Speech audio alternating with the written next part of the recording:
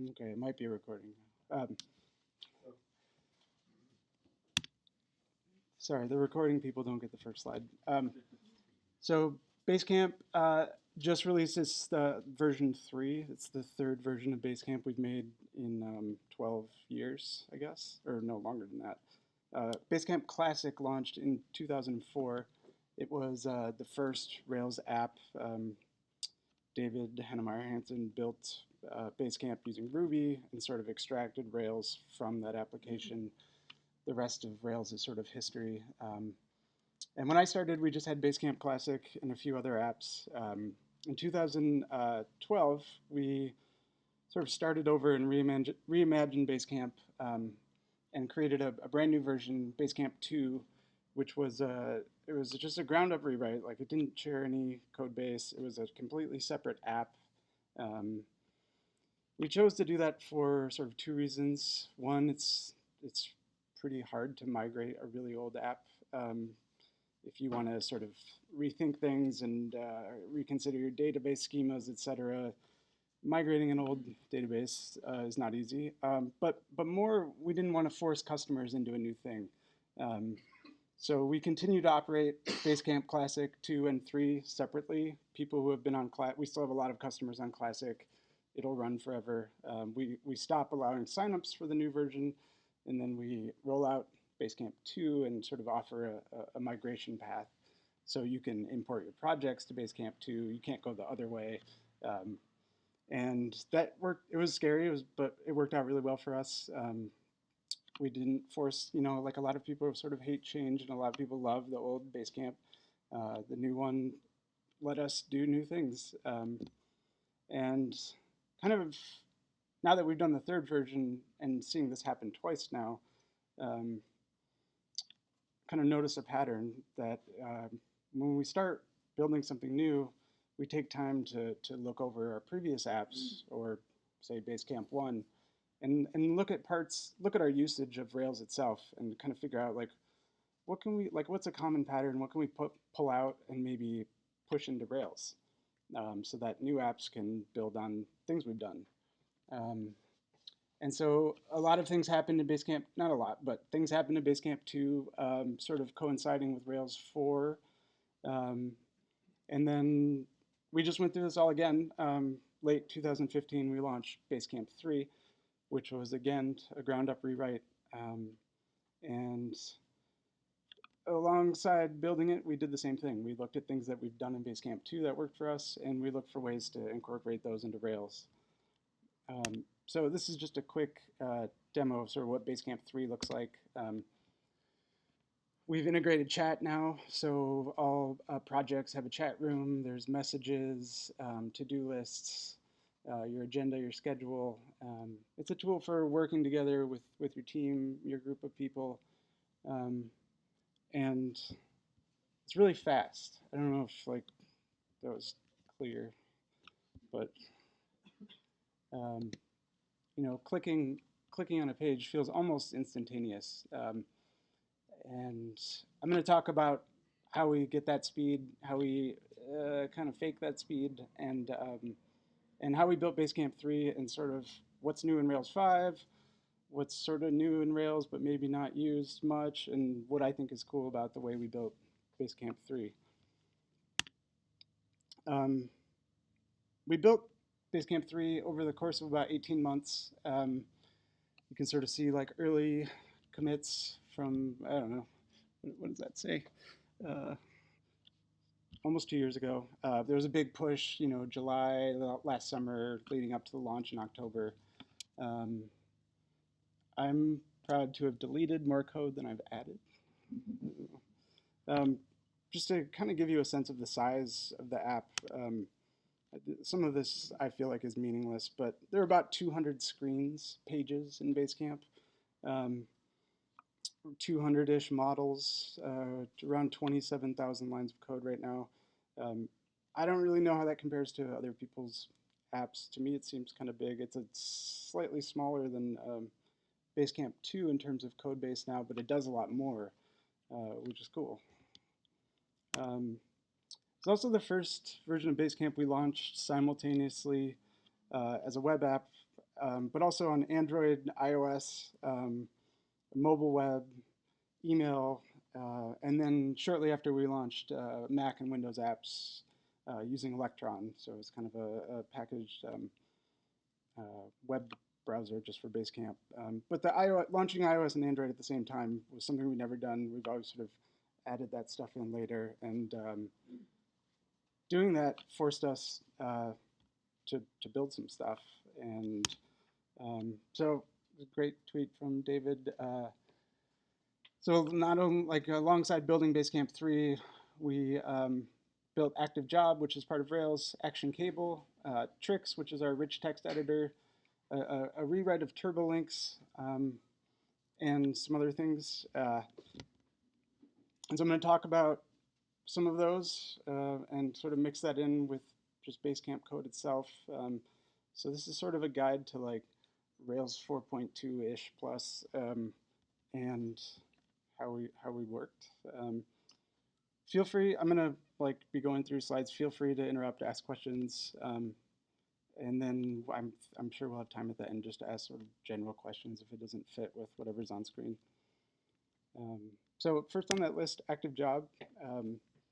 Active Job is part of Rails and is a basically like an adapter for various job backends, job queuing backends. So think Rescue or Sidekick, delayed job, work that you do in the background. Rails now has a common API for that, and it's more tightly integrated with Rails. So you basically set up your app and tell it what adapter you're using, be it Rescue and whatnot, and then define your jobs, much like you would anything in Rails. The top chunk of code here is sort of an example job taken from Basecamp, but they all inherit from application job, which is the sort of the core class, and application job inherits from active job, which is part of Rails. Application job is a class in your app where you can put common code. But if you've worked with background jobs before, this won't look terribly different. Jobs define a perform method, and it's real similar to Rescue, where you can have an object that just defines perform. And then you enqueue jobs. This is an example down at the bottom here of a module that would, or like a concern that would be mixed into a model. And after commit, it enqueues this job. So the eavesdropping job. Perform later is the real important highlight there. Perform later means queue a job with these arguments. So can you give some examples of like common background jobs? Yeah.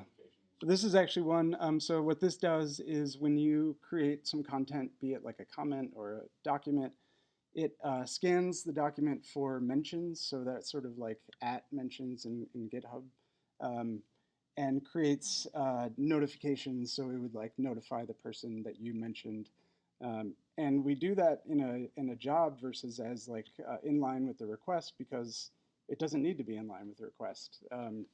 So when you say your comments controller create, instead of doing the work of scanning that document for mentions, creating mentions or emailing people, whatever, we just send a job into the background so that the request can finish immediately, quickly. And then when this job runs, which is usually pretty soon, but depends on your sort of workload in your queue, the people will get the notifications. And sort of the general idea is anything you don't have to do immediately in the request, do it in a background job. If it's not worth holding up the request for, then put it in a job. Like Yeah. Sending out an email or something like that. And if it's not something that basically the person needs to see on the next page, or is crucial to setting up like the model relationships, it can probably go in the background. So email is a great example. And Active Job now integrates directly with Action Mailer. So, and this is another sort of example from Basecamp of a controller that grants access to a one or more projects, grants a person access, and then sends them that invite email. So first line in the create action does the actual access changing, creates those records. And then the mailer is sort of building that. This is standard sort of action mailer setup. We're building an email, and then just the real key here is deliver later. So automatically Rails, because it has this common framework for jobs now, deliver later will just queue a background job and force delivering that email. Sending email can be pretty slow sometimes. Like there's rendering involved. Um, Actually handing off the email to your mail server can take a while. And often you'll have actions that's maybe you just invited 10 people to a project. You need to send 10 emails. Um, so creating the job is fast and cheap. Sending an email takes work and takes time. So getting those things out of your requests and into background jobs is going to help you with performance, getting fast requests. Nice little just touch from active job. Up here is sort of like how we did it before with rescue, where the arguments you would had to give to your job were usually strings or integers or some kind of primitive. So if we wanted to create a job to update our comment on our search, Elasticsearch or something, instead of like telling it about the comment, we had to tell it about the class and the comments class and the comments ID, and then the job itself would sort of reconstruct the comment. So it would get the type of the class, get that constant, which would be comment, and then find the ID. And with active job now, you can just pass it active record objects, and it handles serializing and deserializing them. So it's just convenient, but definitely like easier to grok than number one. And it does this using global ID, which is a gem that's included is bundled with Rails now. It's a set of methods mixed into your models, and that one go out.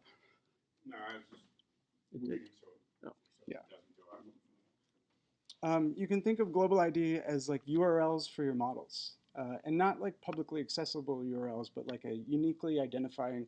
I guess URI is the correct. It's a string that identifies a model uniquely as a URI. And so, quick example here. Document is an active model record. I'm just fetching one here. And calling toGlobalID returns this global ID object, and toString on that returns, this is sort of the actual URI here. And that's what active job uses to pass that information around. So when you performed a job with a comment, it turned it into a global ID for storing in Redis. And then when the job runs, it just inverts that. So global ID locator locate with that string finds your object. And so that's used internally, but also available externally. You can, there's a lot of good uses for it. This being what I think is the best one. In addition to sort of a global ID, there's this notion of a signed global ID. So you take an object and you sign it, which is sort of like taking that URI and encrypting it using your application's secret, and turning it into basically a string of characters that contain information that can be decrypted by your app. So that same document we can do to global ID or sign global ID, get this string. It's actually much longer, but not unreasonably long. And you can also do interesting things like create a string that will only live for 5 minutes. So that global ID you can look up using the same locator, only locate signed, and it'll work for 5 minutes. And then 6 minutes later, can't be found. And where that becomes useful is doing things like unauthenticated URLs. So if you could imagine like an email that sends a login token, you could encrypt basically that person's email address, name, all in the URL with a time-limited window for usage. So if that person clicks the link in 5 minutes, it'll work. If that global ID locator doesn't work, it means that they waited too long. So this example is not that, though. This is what we use in Basecamp for our email. So our templates that display like an image in the email. So someone posts a message with an attachment. Normally that requires authentication to view, like everything in Basecamp does. But as an email, if you want to include an image as an image tag, that person won't be authenticated. So we turn we create signed URLs for attachments in emails. This is sort of just a abbreviated example, but these are essentially what the routes look like for doing that. This right here is the URL helper from those routes, and you can see we're passing it a signed global ID, which creates this long URL.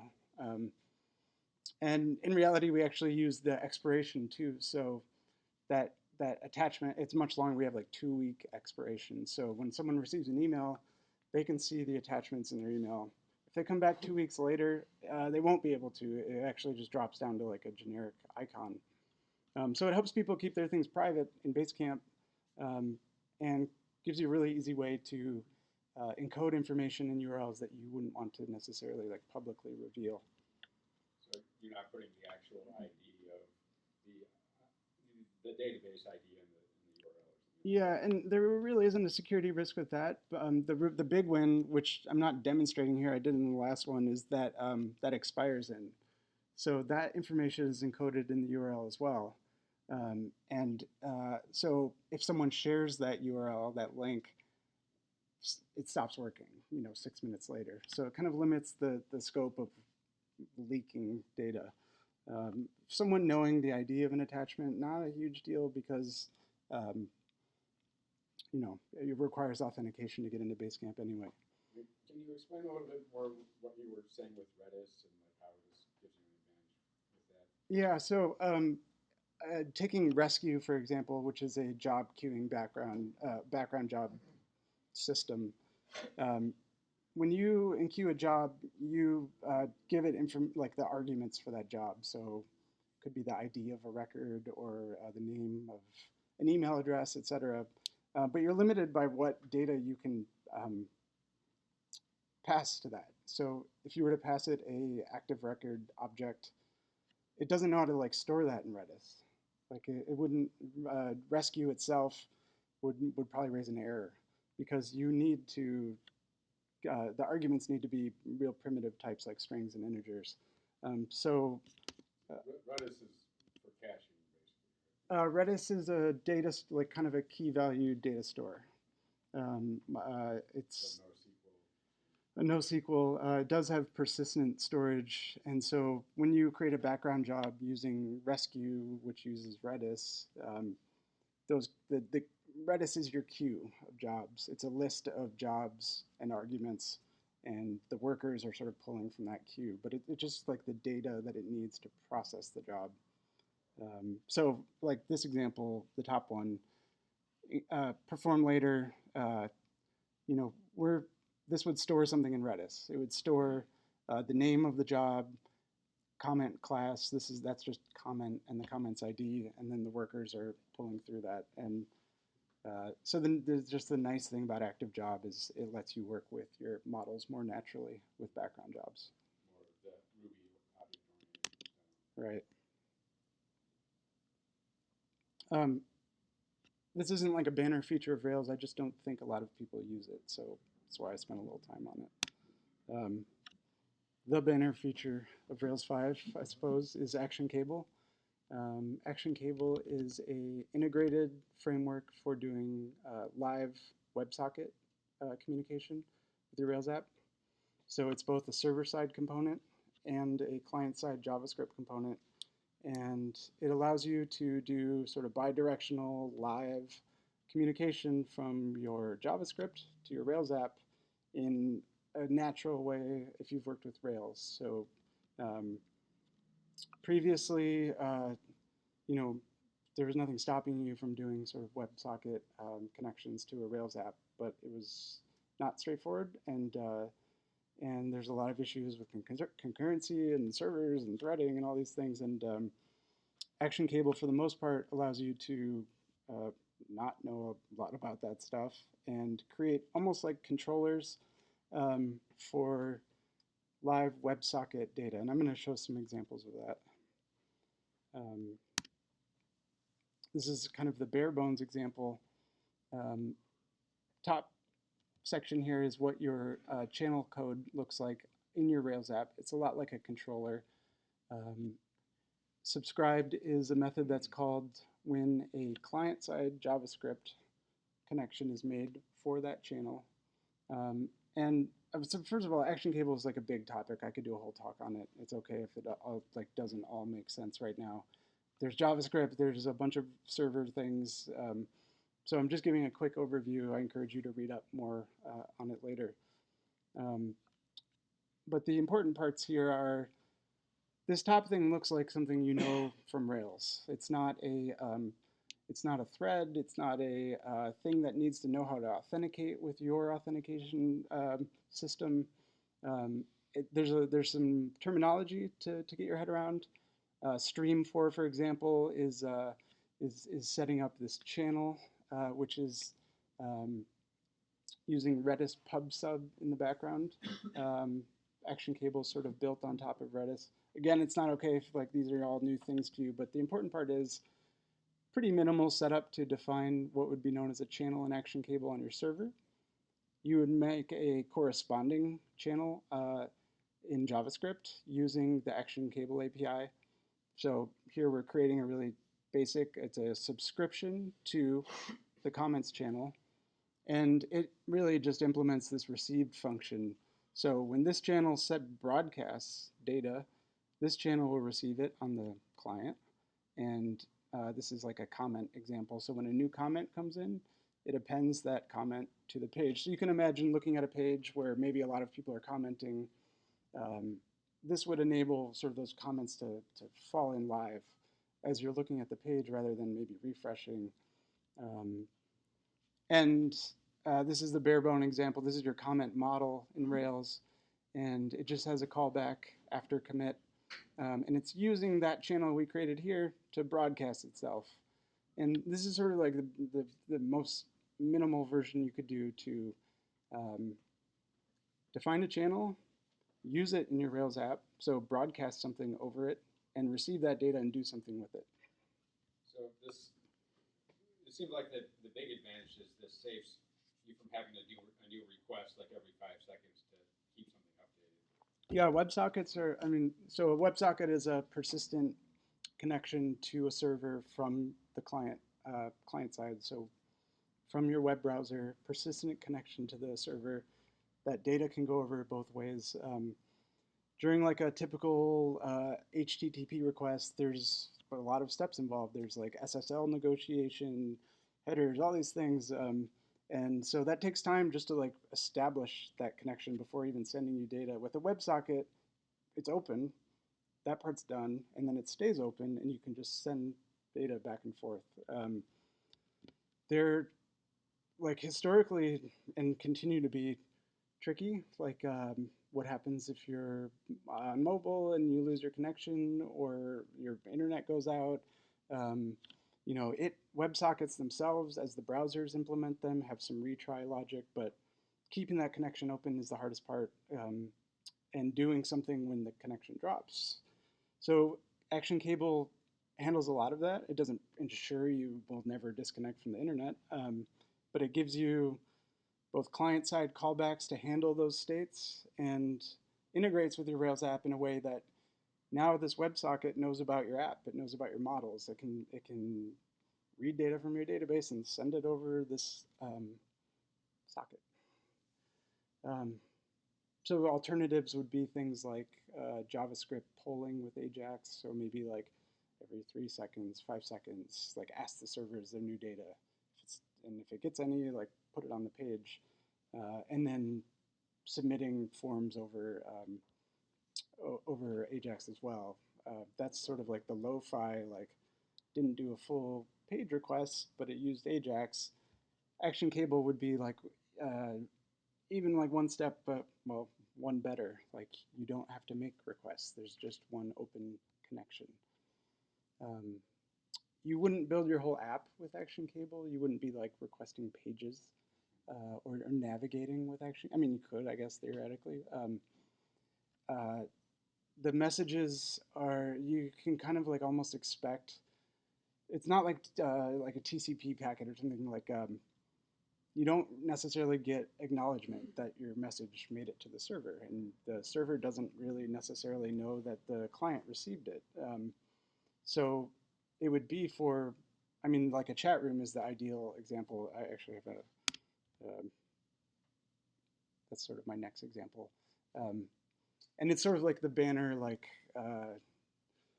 how to use WebSockets example.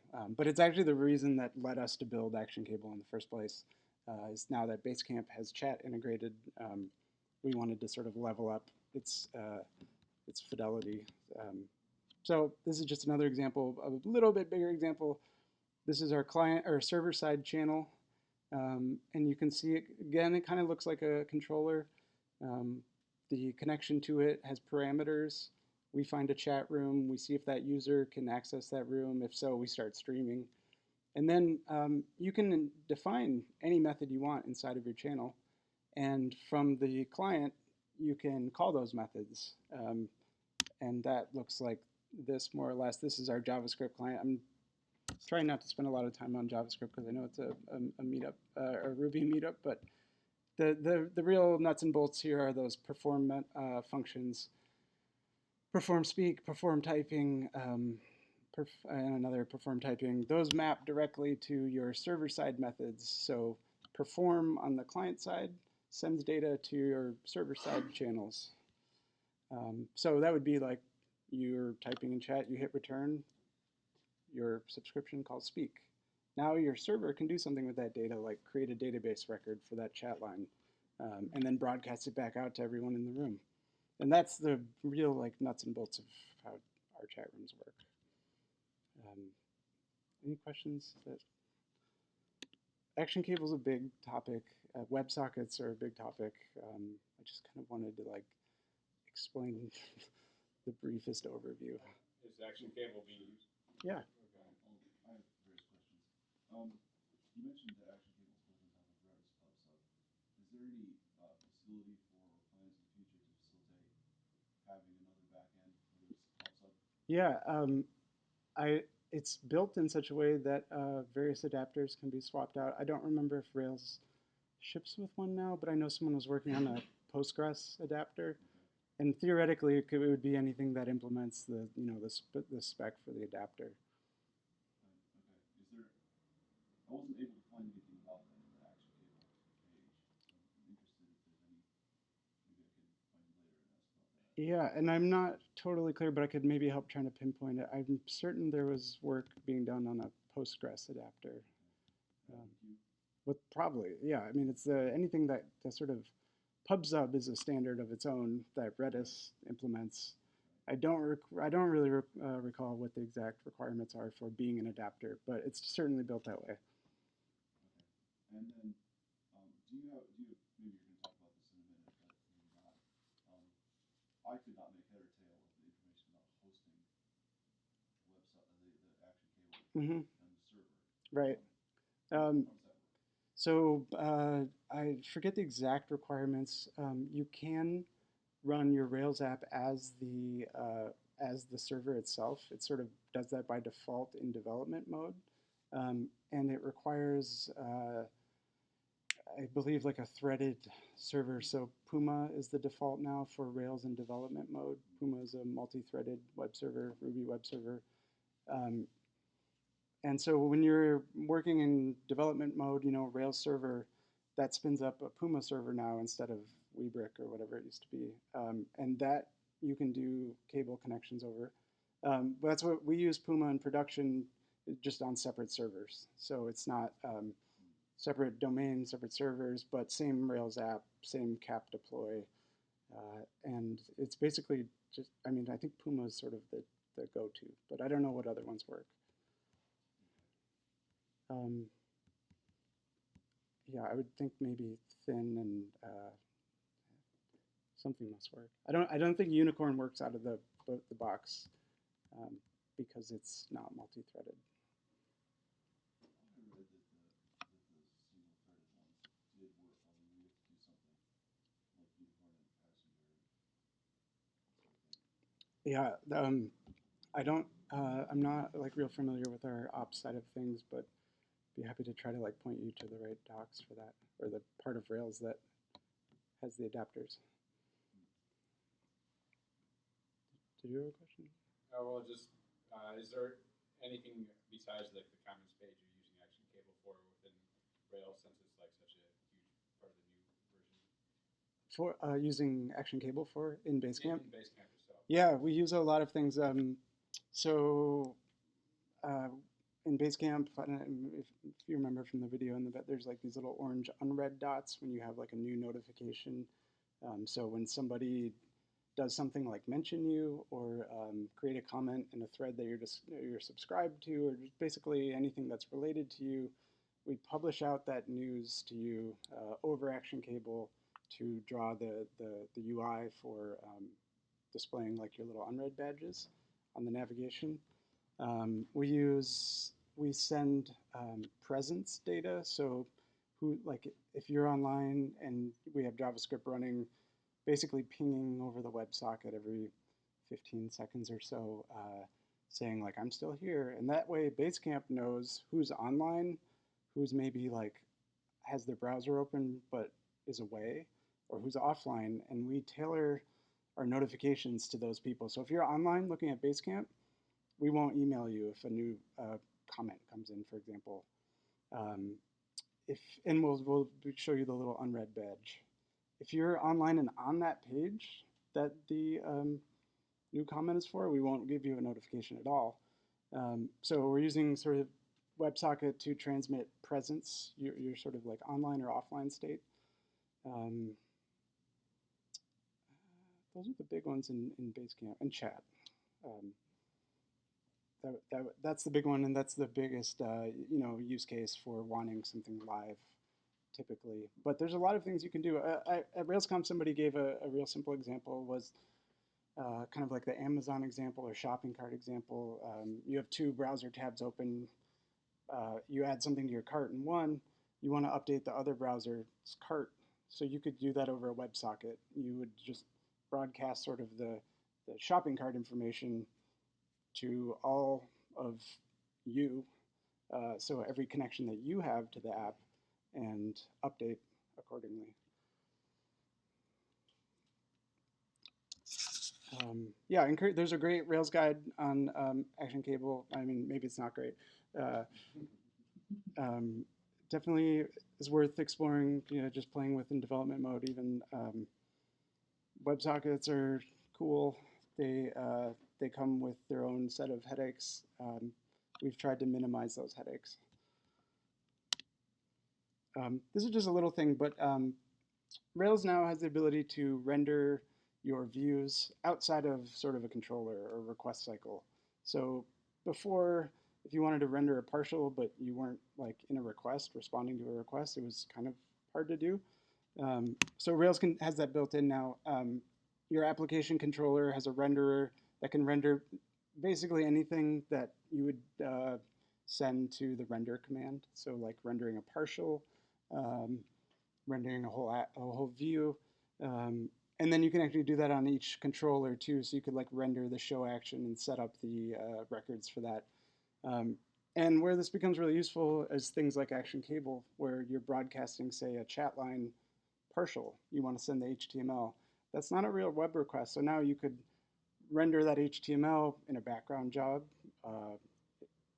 wherever the broadcast is happening without having to create special views or special templates. You can just use your built-in templates more naturally outside of a controller. This was all possible before, but you had to like kind of construct a new instance of a controller and like set up a few things. So Rails just makes that easy now. Go fast here, but Russian doll caching is sort of a feature of Rails. It's been around since Rails 4. It's the Rails view caching, which typically uses something like memcache or Redis or whatever your backend for caching is, to cache chunks of your HTML content or whatever format content. And that's just like a cache helper. in your view. So it's just cache something like the key for the stuff, and then the block is what gets cached. And as long as whatever that key was used for generating that key doesn't change, your subsequent requests will use that cache data instead of generating it again. And typically, like rendering in Rails is one of the slowest parts. So form for, form tag, link to, all those things take a while to compute. I mean, not that long, but when you have a big page and a lot of Rails helpers, it can take a long time to churn through them. So caching all of that is going to be the easiest way to eke performance out of your application. And Russian doll caching is this sort of idea of nesting caches inside of caches. So this is a page in Basecamp, and each box represents a discrete cache. So basically this whole page is cached. Each to-do list is cached. And so like this page contains cached things, and then this to-do list contains cached to-do items. And so everything is cached individually and as a whole, and they all sort of know about their parent. And so this is what the views might look like. First one being that outer project, using cache with the project as the key. And so that whole thing is if the project changes, then that whole block expires. And that renders a collection of to-do lists. Pretty normal Rails view inside here. You're rendering a partial of an array of to-do lists. And then this is the to-do list partial. It caches on the to-do list object, and it renders a collection of to-dos. And then the to-do itself finally just caches on itself. What happens is, going back to here, if I change this to-do, if I edit it, it's going to expire its cache because it touches the updated at timestamp in the database. It also expires, it sort of works up the tree. So it expires its outer cache, and then, so that's the to-do list. And then that expires its parent cache, being the project show page itself. So it's this Russian doll, this collection of caches. So on the surface, that seems like pretty expensive. If I change a to-do, I wipe out the whole page. I clear the cache for the whole page. But to rebuild that page, I'm just using cached things. So to rebuild this whole page, I'm using all cached to-dos. Imagine a red box around every to-do. The only thing that needs to be regenerated from scratch is that one to-do, and then it puts the whole cache page back together. So you're expiring the cache fairly often, but it's also super cheap to put back together. And every view in Basecamp uses this. This is this is the only way we could make Rails requests return as quickly as we do, which is, I forget the average, but it's sub 100 milliseconds, a lot of them around 50 milliseconds. And one cool thing, so this has been around since Rails 4. Rails 5, or I forget when this was added, this style of caching now is even more efficient. Going back here, typically if each thing is a cache, it means it needs to make a call to memcache, a network request to get the cached thing. So it's like using your memcache server, ask it, use that, send that key. And there's a lot on this page. And that can be slow. Like if your cache server is, I don't know, 10 feet away from your web server. And so Rails now is smart enough to use these collections, these arrays of records, and build a multi-get request. So to get all, rather than doing one request for each to-do list, one request for each to-do item, this now does a multi-get, which basically just makes one call to your memcache server even faster, but was fast before. And then this is like just the real secret sauce, like the key to making that all work is this is how you might have modeled a project with to-do lists with to-dos. This touch true is what makes the updating a child to-do touch its parent, touch its parent. So those timestamps are updated all the way up the tree, expiring caches along the way. Questions? Can you give some examples of like what do you use that for in Basecamp? Oh, I guess Everything, everything. every page. Can you give some examples of why you wouldn't want to use that? Yeah. Sometimes you create your pages in such a way that you can't cache them. So say, for example, you're displaying the person's name on the page. Then that cache is only, I mean, you have to include the current user in your cache key, or else you're caching that person's name for someone else. So if you're doing work that's very specific to one person, or one, if you can't basically share the cache template, you can't cache it. You can, so it helps to design for that up front and maybe use JavaScript to insert the current person's name on the page rather than cache it in your Rails template. And it's not as easy to necessarily just drop into an existing app that's maybe doing it that way. But if you're starting from scratch, there's no reason you can't do it, or just adding a new feature. And the more you can do it, it doesn't have to be all in. You can do one page. You can use your tooling, find your slowest pages, and see where you can add caching. So this is pretty standard, like how you might build this project object. Just make the SQL query using active record project, find project ID, and then this includes means join on the to-do list, join on the to-dos, and make an efficient set of queries to fetch all of those so that your views aren't doing what's known as an n+1, so that like each iteration over a to-do is not making a SQL query to fetch each to-do. We've actually sort of like gone back to creating n+1 queries like this, which means that the controller just finds the project, so that doing project.todolist.each would be making a SQL query for each to-do list. And then each to-do list is looping over its to-dos, which is making a SQL query for each to-do. Typically, that's a really bad thing. You're making hundreds of SQL queries per page.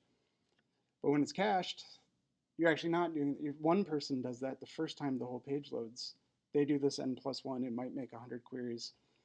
But once your page is cached, you're not traversing in the same way because you're just fetching the cache instead of all the inner data. So this actually makes your request faster because you performed a much smaller SQL query. And because the page is cached, you didn't have to preload all of this stuff. And so we allow these n+1 queries in some places because we know the page is going to be cached, or mostly cached. So content that doesn't change very often, comments, chat lines, you can't edit a chat line in Basecamp. It's never going to, I mean, it's rare, unless someone deploys a change that expires the cache. We don't need to preload all of the chat lines. We can just get the chat room. So just it's kind of a funny thing, but we just realized that we were sort of now doing what has been known as a bad practice of these, generating what would be an n+1 query, but then more or less preventing it from happening with caching. Okay, almost done, I think. We rewrote, I don't know if anyone's used turbolinks before. If you've worked with a Rails app in the past, you've probably done something like this. Turbolinks is misunderstood in a lot of ways, but was also the original version. It was a mess. We rewrote it from scratch. So the Turbolinks 5 is completely re-architected. New code works better, but the real feature is now that we also shipped Turbolinks with native adapters for both iOS and Android. So building your web app using Turbolinks provides you basically this for free. Like you can build native apps that use your web views in a very natural way. You get this page swiping, page caching, all of these things sort of all wrapped up into one bundle. And this is the only way we could have shipped two native apps at the same time as an all-new version of Basecamp, was essentially by rewriting Turbolinks and creating this ecosystem of adapters and just TurboLinks itself. TurboLinks is mostly a JavaScript project. It intercepts clicks on links, and instead of making a full page request, it does an AJAX request for the content, parses out the body, and swaps in the new body, so that your web browser is not doing a full page load. It's not reprocessing your JavaScript and your CSS. It is just making this background request, replacing what needs to change in kind of like a dumb way, like in the React model, you'd like be updating only the things that were changed on the page. TurboLinks just replaces your whole body, which makes it more or less drop-in compatible with like an existing Rails app. You could add TurboLinks, and it will theoretically improve. I don't want to say performance because it doesn't make your app faster, but it's perceived performance because these requests make your browser do less work. Sam, my coworker, gave a really great talk at RailsConf on TurboLinks 5. I recommend watching the video. It's a whole topic into itself, but just kind of wanted to highlight that TurboLinks is new again. If you've been burned by it in the past, give it another look. It was definitely the key for us to be able to both make a fast web app, fast feeling web app, and native apps. If I'm not mistaken, like this was kind of a philosophical decision on DHH's part to not go in the direction of having a front-end framework and kind of go in the direction of TurboLinks instead. Is that right? Yeah, I mean, I think that this model fits pretty naturally with the Rails model of sort of like request response MVC. Like the JavaScript itself doesn't really require any special setup to work. You're not building a front end app, a client side app, a single page app. You're still building Rails apps in the same way that you always have your controllers, your views, etc. You're not sending JSON over the wire and doing client-side templating. So as far as like fitting into Rails, I don't know that any of like the current client-side frameworks like match the Rails philosophies. This is like kind of like the least amount of intrusion possible for the Rails way. Right, so you don't end up with an app where some of it's like Rails templates and then some of it's client-side templates, and it's a weird mixture. You can and you should, and you can do that with TurboLinks. In conjunction with TurboLinks, our philosophy is to build single pages in HTML rendered on the server, and if there's a piece of the app that requires a lot more like fidelity, like a calendar or something with a lot of like intricate UI, we'll build that with client-side MVC, but one part, like a page or a section, a component. We don't build our, we don't like throw everything away and go all in and say we have to rewrite it using, Ember or Backbone or React. We strongly prefer generating HTML on the server, especially with caching. It's fast. Designers know how to work with our Rails views. It's not some convoluted syntax that requires programming knowledge for the most part. So we're just sort of layering on top of Rails instead of throwing everything out and saying, okay, Rails is an API, and I'm going to build my client-side app. So this is just like a few little snippets from Basecamp. We have this, most apps that we've built had this idea of like having a current user helper in our controllers. So after someone authenticates, we'd set a current user instance variable and make a helper for that so that you could just reference the current user.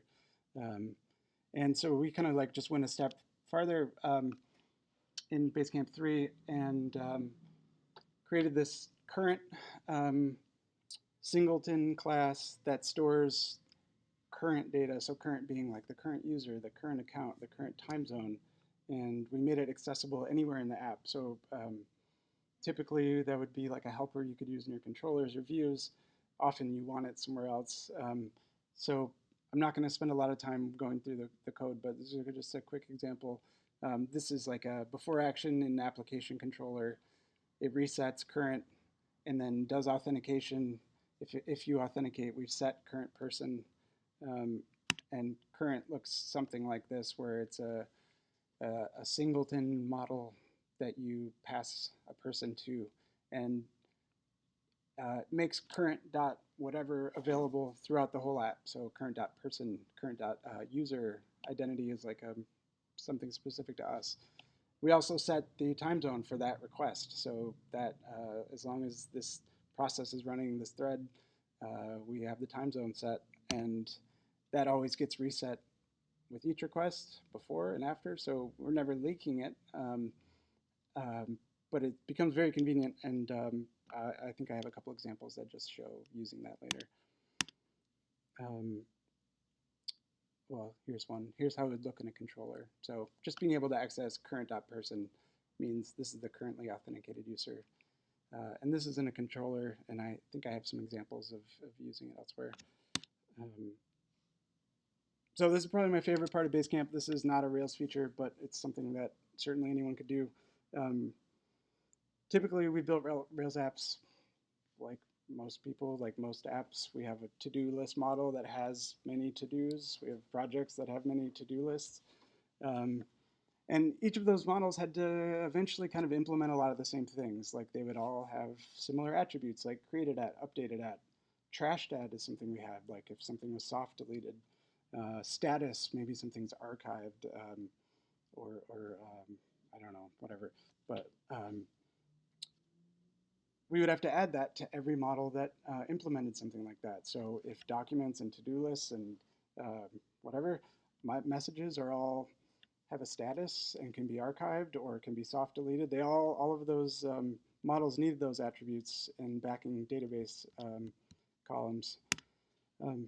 So we changed things around so that now we just have buckets and recordings. And each of those things point to those records, but contain the useful data that we need for things like status, deleted at, updated at. So a typical URL in Basecamp looks like this: a bucket ID, a to-do ID. But in fact, those IDs don't point to buckets or sorry, like the project or to a to-do. They point to a bucket and to a recording. So the bucket is that first ID, and a bucket has a bucketable object. And in this case, it's a project, but it could also be a chat room. It could be anything. And then buckets have recordings. So we're finding that recording. It has all the metadata we need for basically everything. And a recording points to a recordable. So that would be the to-do. And the to-do is just the content, description, some dates, but no created at, updated at, etc.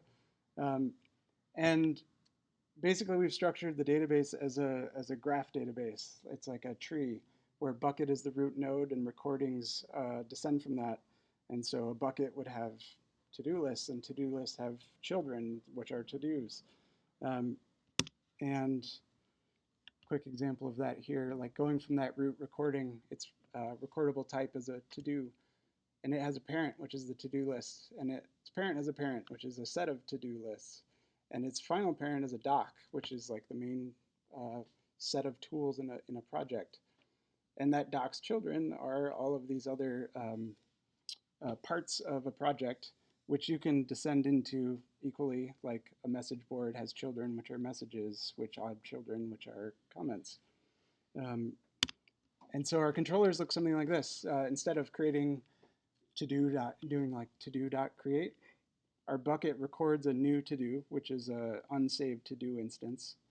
And that creates a new recording, and the recording saves that to-do and points to it. So basically, recordings are pointers to all of the things in Basecamp, rather than the to-dos messages being the things themselves.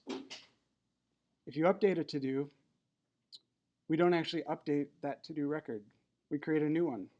And the recording points to a newly created to-do record. And because our URLs are all keyed off recordings, the URL doesn't change, just the backing recordable does. So basically, our documents are immutable. We keep all the old versions, which gives us version history for free. Like we can see all of the previous versions of our recordings, recordables. And we can always point to those old recordables. Oh, this is just what that bucket record method kind of looks like. Um, Basically, you're passing it a recordable, which can be anything. It saves it and just sort of sets up this recording record to point to it. So a quick example of that, this is like the timeline, which are sort of like an event feed in Basecamp. I created a new to-do. It's called Hello World. I edit that to-do, change the title, and complete it, which creates a new entry. And so this new, I've got a timeline entry. This event points to the new recordable. This one always points to the old recordable. So our timeline preserves history basically for free. We use more database data, but everything's just pointers, and we're never really updating content. And what this gives us for free, or makes things not for free, but makes it a lot easier. You can really easily say copy a message to a new project. In Basecamp 2, what we would do is like set up a background job that literally copied the message, the comments, the events, made brand new versions of them, and like you'd see the spinner, and it was like working, and it made a lot of records, but it was like a real copy in the new project. With this recording setup, copying a message to a new project is just creating a new recording in that project that points to the exact same recordable. So these two projects, these are separate projects in Basecamp. I copied this here to here. I made a new recording, but it just points to that exact same message. So you can see, and it's kind of hard to see, it's a long number, but these are different numbers, and they both point to the same thing. So in that way, it's sort of like a symlink. Like we can point to the same objects, but copy them, move them, and preserve URL structures really easily. Questions about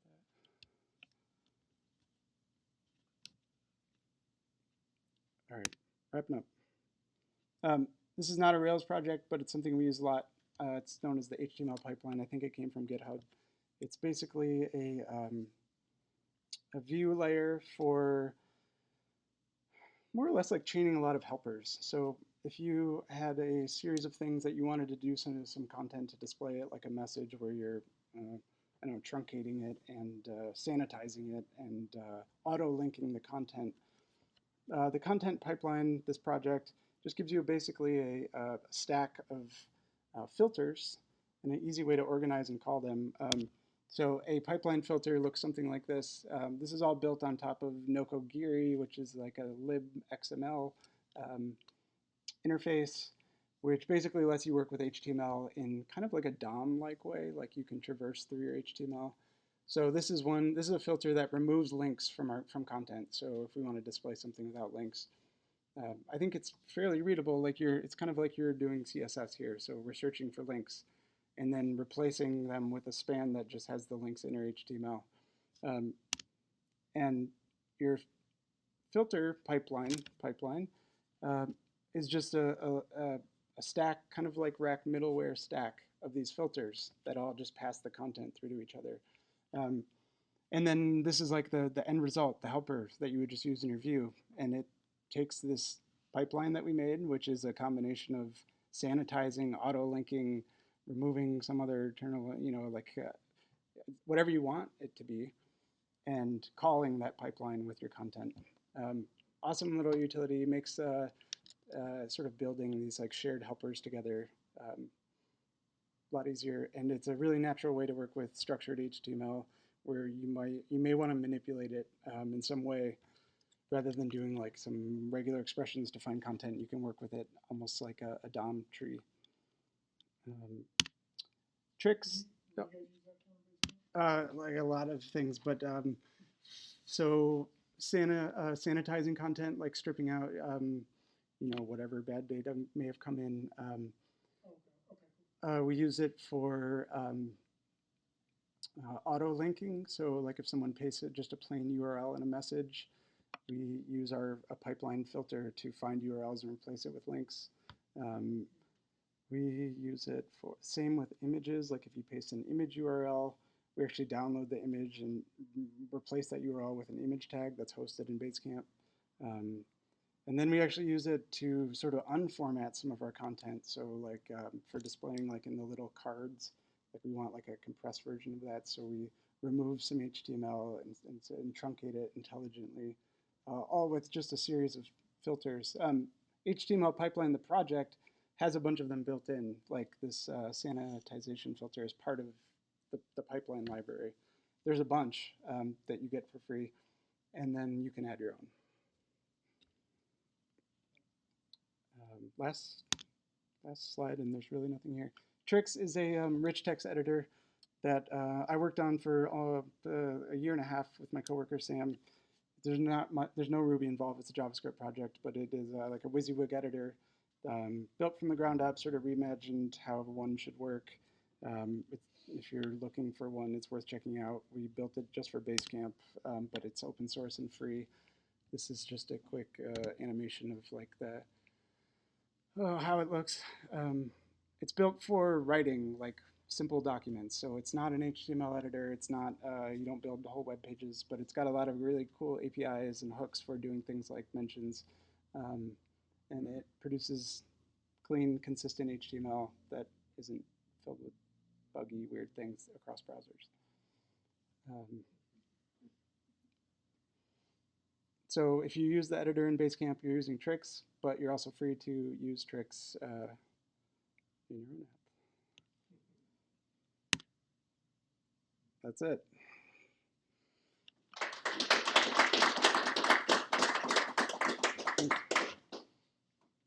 Yeah.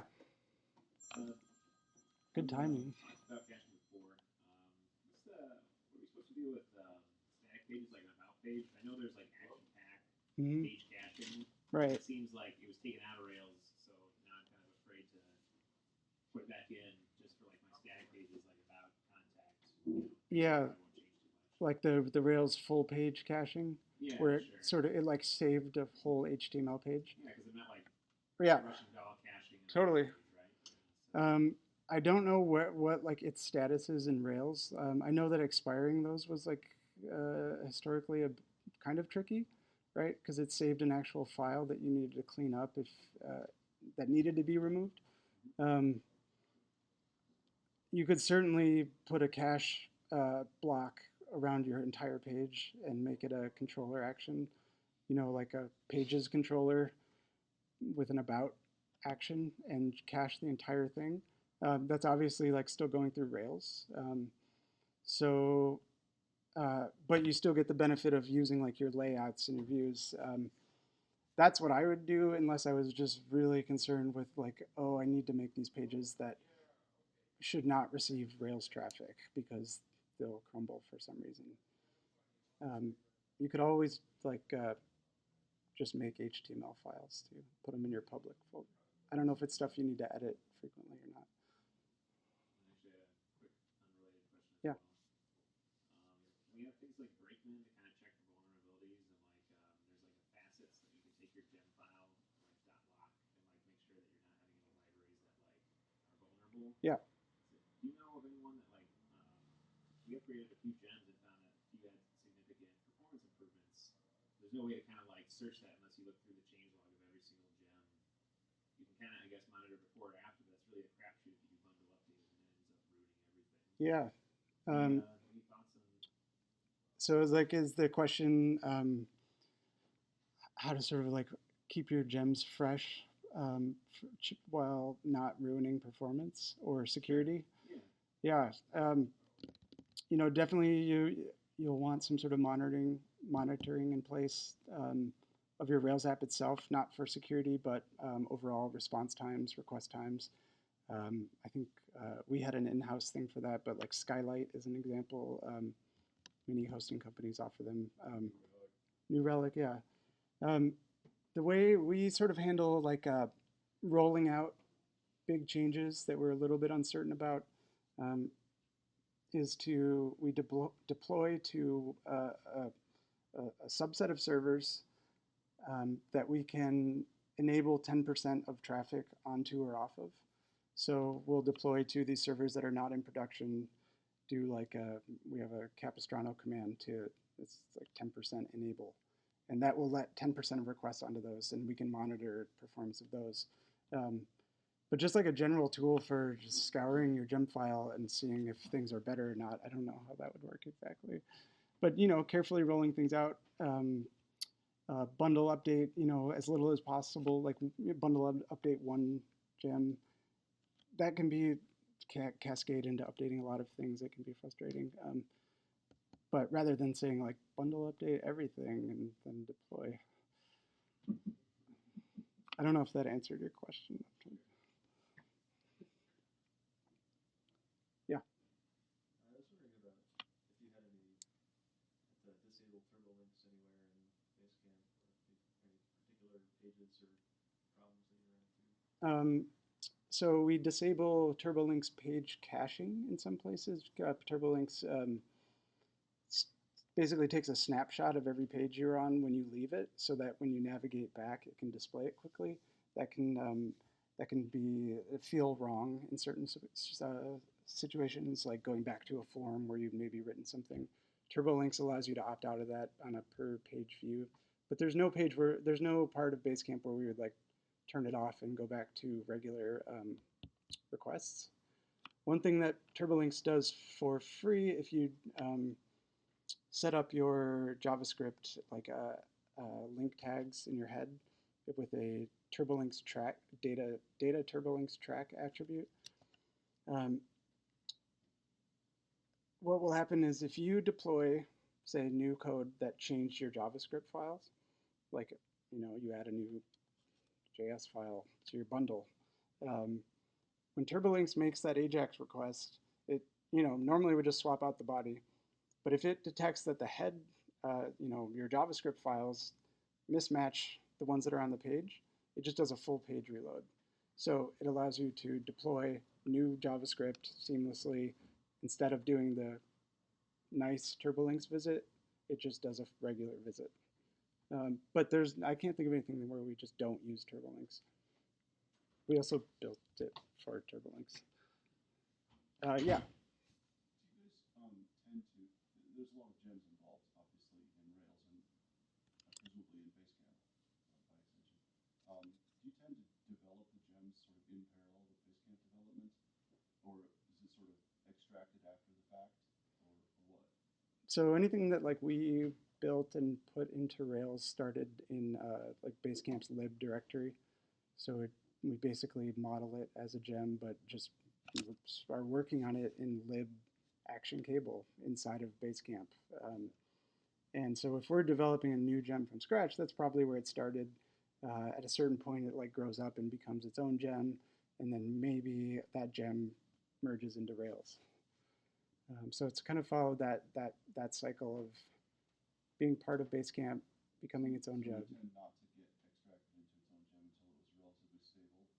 Yeah, like Action Cable is the perfect example. Like we had it working great for us. We released it as a gem that people could add to use within their Rails app, and then basically the whole gem just moves into Rails, because Rails, the repo, is what is essentially a whole bunch of gems in one project.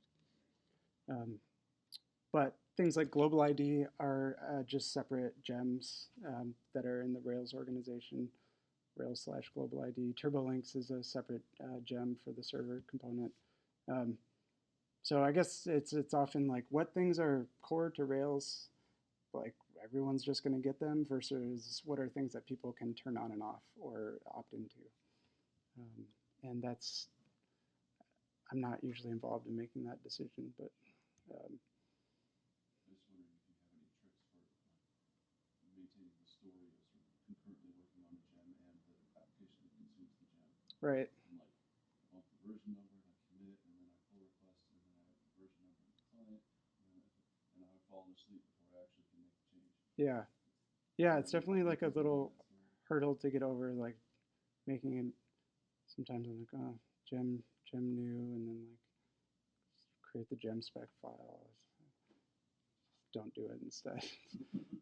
But working within your lib directory in your Rails app is definitely a great place to start. And if you feel like you're onto something, just pull that all out. Don't worry about the history from then on, before then, and you'll have history going forward in a separate repo.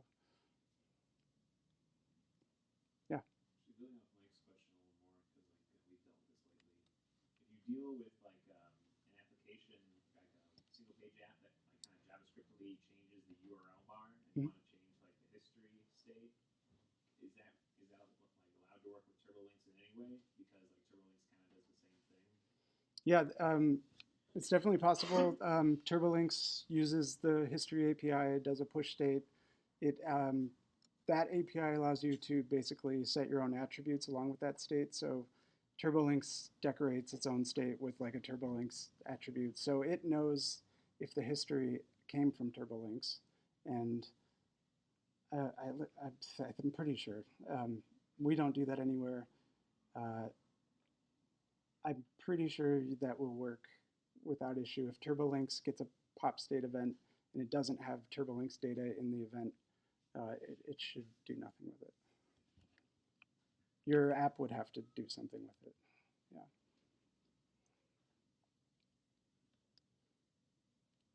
Cool. Well, thank you. Thank you, everyone.